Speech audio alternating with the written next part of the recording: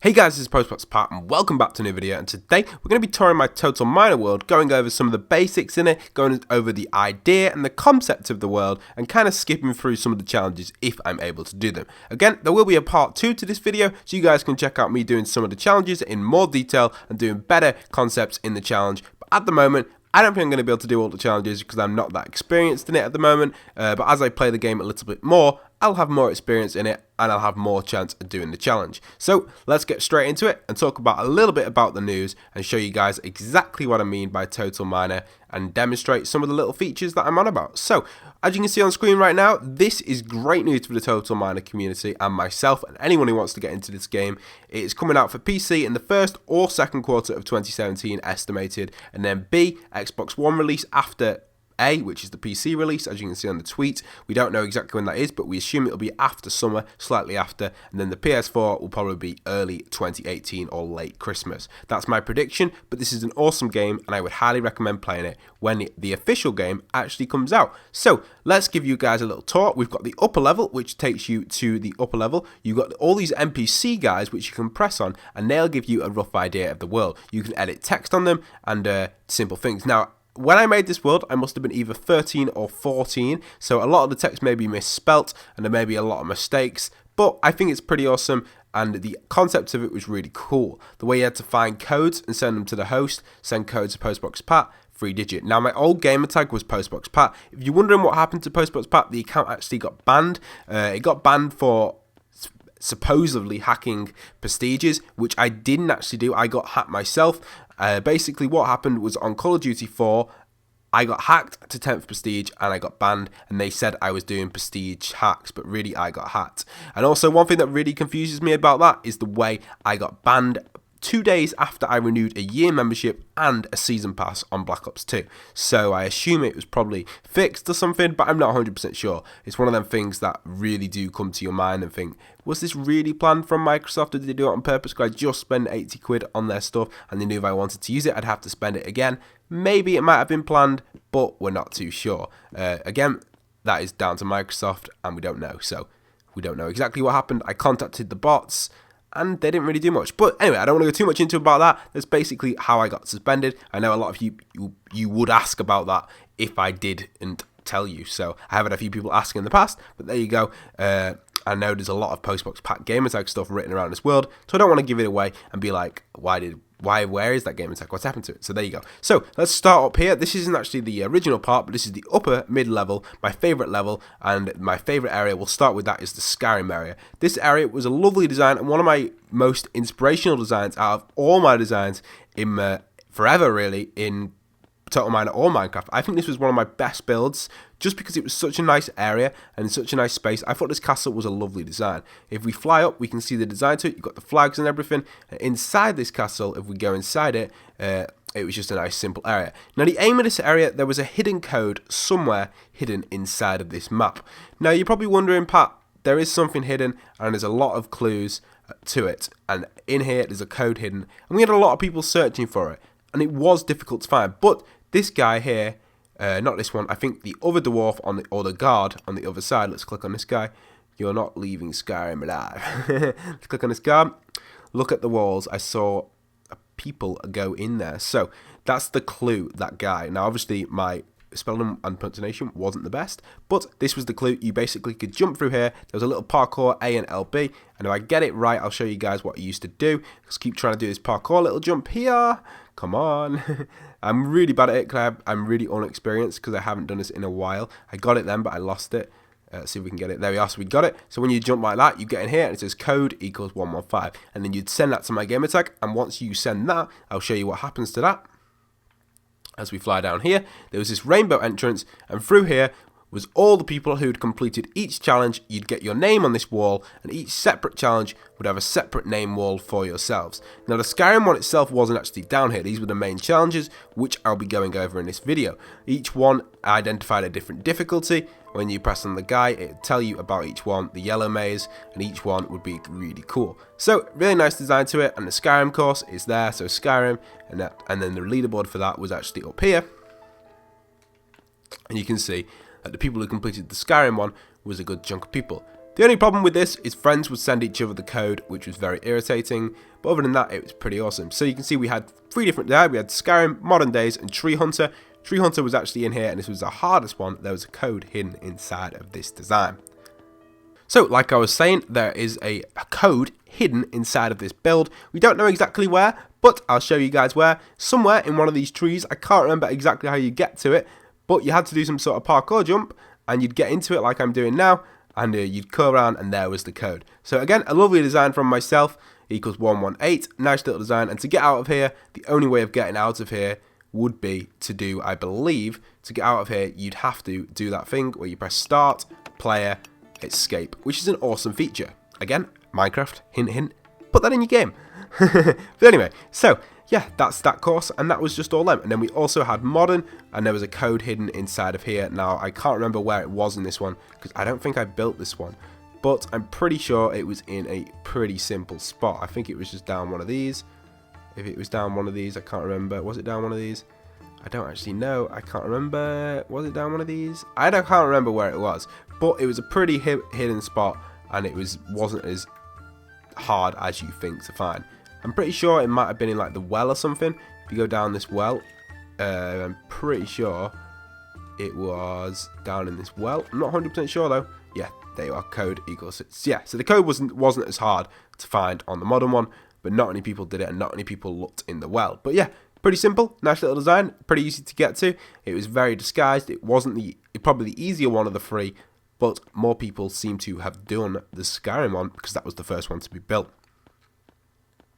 So yeah, the signs aren't the best, and the basics of it were pretty simple. Nice little design, and that is our 3 hidden challenges at the start of the game.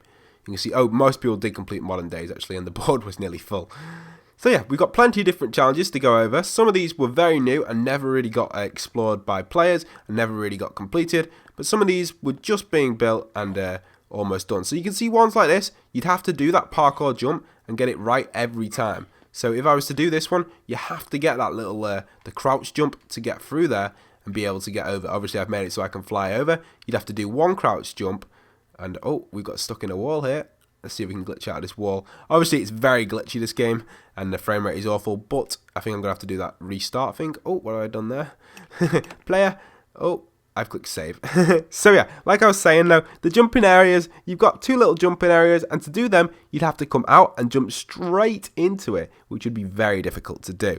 Again, would you be able to do it, or would you not? I don't know, because I haven't played this game in a while, but I'm pretty sure most of the challenges that I built were all possible, and near enough every single one was tested by our testers, and it was just very easy to do. It wasn't difficult, it wasn't hard, but let's see if we can get out of here and click player, escape, and get out of this area. But like I was saying, these challenges ain't, we took a lot of fall damage then. These challenges ain't as hard as you think. They are pretty simple and pretty easy to do. Another cool thing about it, you didn't actually have a creative menu. You had a little inventory like this, and you could get different things. Let's take a load of food so we can eat our food on the way. You can see my controller's really glitchy there in them. Let's get this food in our inventory.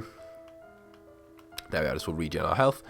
So yeah, like I was saying, we've got all these cool things, and it's weird because you'd have a left stick and a right stick on this. So it's dual wield, kind of. A bit like Minecraft, before Minecraft even brought it out. So it worked, and it was pretty cool. So let's see if we can show you guys that. If we grab a, have we got the blocks anywhere? Where are the blocks? In the shop. I can't find the blocks. I'm pretty sure if I grab a bunch of arrows, I can put them in my left hand. Yes, they are. So you got see, I've got a left hand and a right hand. So yeah, it works. It's really cool, and you can do that. You can set your hands off, press RT and LT, and gets rid of them. Can you put the stake in your left hand? No, you can't. You can only put it in the right. But yeah, that's really awesome. And this challenge, like I said, would have been simply jump, and you'd have to crouch jump into there, into that one, which is really hard to do. That's the whole reason I built it like this. Let's see if we can crouch jump. Nope, didn't get it there. Let's see if we can get it again. Crouch jump. But yeah, I'm not going to spend too much time doing it, but you can see how it's possible, and it is possible to do. But there's plenty of challenges like that in this map, and I'm going to be going over a few of them as well, some of the basic ones. So we drop down here, and it says, please stay on our east best challenge. What's this say? Play on our best challenge, which is our best one, which is through here. really awesome challenge, and this probably was our best one. So yeah, these are all the different challenges. You've got different difficulties, silly poles or ropes that I keep going up. You've got the starter course over here, which is your first ever one. You've got the green course here, which was pretty difficult, built by myself. You've got the pink course, again, built by myself. You've got the yellow course, built by my little brother over here. Really awesome design as well to this design over here. And then you've got the entrance here. So let's go over my first ever one that I built, which probably was the pink one over here. I'm pretty sure this was the first one. So again, there's no pistons on this, and I'm just going to demonstrate how it works. So you can clearly see I died by falling on the spikes there. So let's hop down here and try it again, and let's get through the challenge and see if we can do it. But not only just that as well, you also had these mini game cool things as well, where you could actually play this mini game inside of the game. I can't remember how to activate it, but there was a way of being able to play it. I can't remember how to do it, but you could actually play this mini game that changed your screen into that, which was really awesome. So with this challenge, you just stand in between the gaps and you wouldn't actually render in. Because my control is so glitchy, it will not allow me to do it. It keeps walking me forward, because I remember I am playing on 360 and most of my controls seem to be broken. So we'll fly over that, get to the parkour. As you can see, I've got to do this parkour. You can double jump in this, so it makes it a lot easier and a lot harder compared to the older versions of Total Miner, or Minecraft should I say. Let's just fly this though, and you can see there's a maze there which we can get through as well. So let's get out of here, see if we break this block, and yeah, we've got all these cool designs. You go through this maze, you go through this black area, you go down here. I can't remember where the entrance was. I'm pretty sure that's the exit there, and that's where you exit the world. So you'd go in there and you'd send the code to me. We break a block, we should be able to get into here. Let me just get a block. Here we are.